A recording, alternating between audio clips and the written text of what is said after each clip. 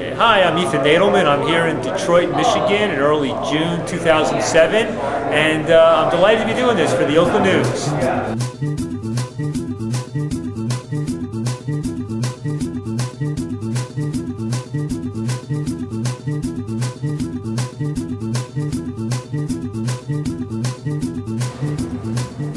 I'm Mikey Evans, and this is the Oakland NORML News for July 15th, 2007. Michigan man accused of selling marijuana from his ice cream truck. Benton Township from Associated Press. Southwestern Michigan authorities say they arrested an ice cream truck driver who was selling marijuana along with his frozen desserts. After authorities got tips about the alleged pot peddler, a deputy heard jingling bells about 2 p.m. and saw the ice cream truck enter a mobile home park. Berrien County Sheriff's Lieutenant Keith Hafer said in a written statement. Deputy John Hopkins stopped the truck, spoke with the driver, and detected the odor of marijuana, along with Tutti Frutti and a couple of other flavors. Authorities searched the van and found several packages of marijuana underneath the dashboard.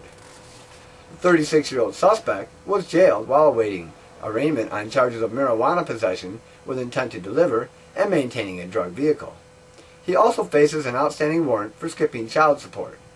Authorities released the vehicle to the vending company in spite of an effort by narcotics officers to devise a way to forfeit the vehicle and its icy cold treats, Hafer said. He said police would seek revocation of the company's license to operate in Benton Township.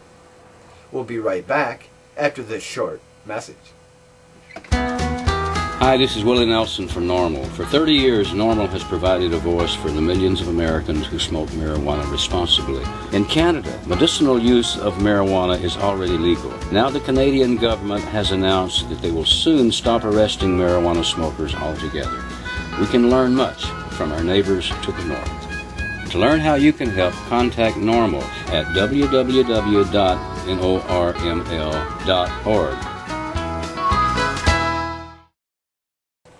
Welcome back. Here's an interesting story about prohibition out of the South. 11-year-old charged with driving drunk in Alabama. Miami from Reuters. An 11-year-old girl was charged with drunken driving after leading police on a chase at speeds of up to 100 miles per hour that ended when she flipped the car at an Alabama beach town. A video camera in the police car captured the look of surprise on the officer's face when he approached the wrecked car and got a look at the motorist. The Mobile Press Register newspaper said the patrolman saw the Chevrolet Monte Carlo speeding and flashed his lights to signal the driver to stop. Instead, the car sped faster, traveling at up to 100 miles per hour, before sideswiping another vehicle and flipping over in the Gulf Coast town of Orange Beach, Alabama, on Tuesday night. The young driver, who lived nearby in Perdido Key, Florida, was treated at the hospital for scrapes and bruises and released to relatives. Police also charged her with speeding, leaving the scene of an accident, and reckless endangerment. The car belonged to a relative, and police were still trying to find out where she got the alcohol. There was none in the vehicle, but her blood alcohol level was over the limit for adult motorists, police told the newspaper. You don't hear too often about kids smoking pot, stealing cars, and wrecking them. I don't encourage anyone to do any drugs, including smoking pot, but alcohol seems to be the most dangerous one on the planet. And now, for a message from one of our sponsors. Hi, this is Willie Nelson from NORML. For 30 years, NORML has provided a voice for the millions of Americans who smoke marijuana responsibly. Thousands of sick and dying patients find marijuana effective as a medicine, including cancer, MS, and AIDS patients. 9 states have legalized its use. To learn how you can help, contact NORML at www.norml.org or call toll-free at 888-67-NORML.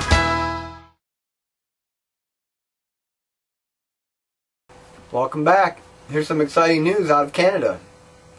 From Friday, July 13, 2007, CBC News. A Toronto judge has ruled that Canada's pot possession laws are unconstitutional after a man argued the country's medicinal marijuana regulations are flawed. The 29-year-old Toronto resident had been charged with possession of about 3.5 grams, or roughly $45 worth of marijuana. The man has no medical issues and doesn't want a medical exemption to smoke marijuana. In 2001, Health Canada implemented the Medical Marijuana Access Regulations, or MMAR, which allow access to marijuana to people who are suffering from grave or debilitating illness. In court, the man argued that the federal government only made it policy to provide marijuana to those who need it, but never made it an actual law. Because of that, he argued, all possession laws, whether medicinal or not, should be quashed. The judge agreed and dismissed the charges. The government told the public not to worry about access to marijuana, said Judge Howard Borenstein. They have a policy, but not a law. In my view, that is unconstitutional. Defense lawyer Brian McAllister, who represented the man, said the ramifications of the ruling have potential to be pretty big. Obviously, there's thousands of people that get charged with this offense every year, he said. McAllister said Ontario residents charged with possessing marijuana now have a new defense. That's probably why the government will likely appeal the decision, he said. Borenstein has given prosecutors 2 weeks before he makes his ruling official. Prosecutors told CBC News they want a speedy appeal to overturn the decision. For the time being, nothing changes, Toronto Police spokesman Mark Pugash said about how the force deals with marijuana possession. We have to wait and see what happens with the process through the courts. The Canadian Charter of Rights is one way to challenge these laws. The U.S. Constitution is another way used by lawyers. In Canada, they just might win this argument before we do.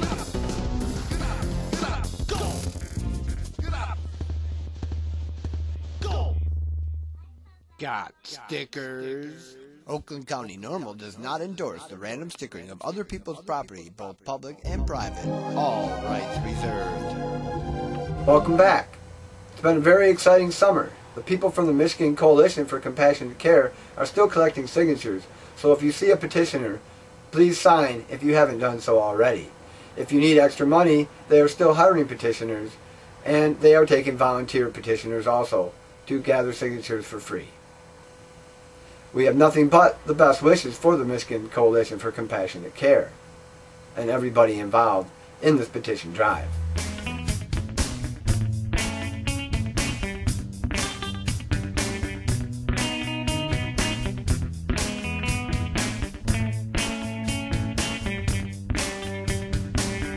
The United States has less than 5% of the world's population, yet we still imprison 25% of the world's prisoners.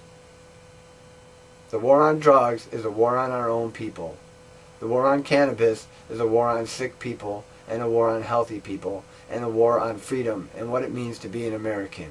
The U.S. Constitution does not allow for the government to stop me from putting substances in my body of my own free will.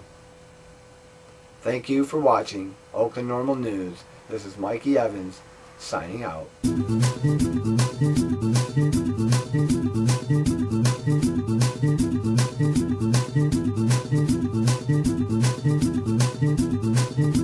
You are watching